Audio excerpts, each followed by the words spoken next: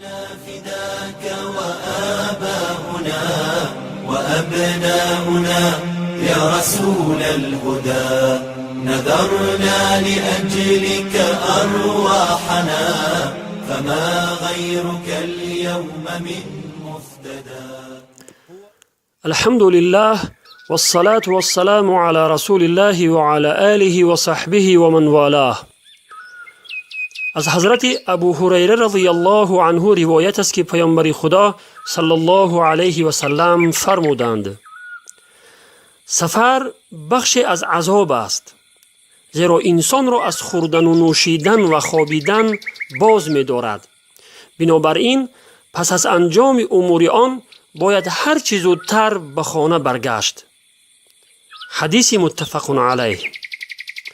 شارحان حدیث فرمودند حدیث مذکور دلالت بر آن می کند که بدون حاجت و ضرورت در شهرهای غریبی گشتن مکروه یعنی ناپسند است و نیز دلالت بر استحباب یعنی مستحب بودن تعجیل در بازگشت از سفر می کند.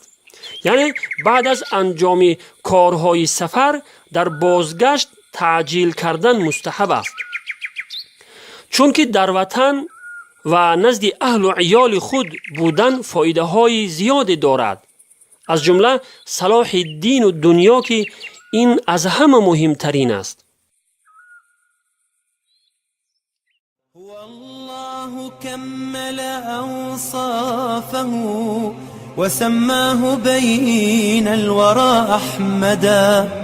هو الله كمل أوصافه وسماه بين الورى أحمدا، فما منقص فضله جاحد ومن يحجب النور إما بدا.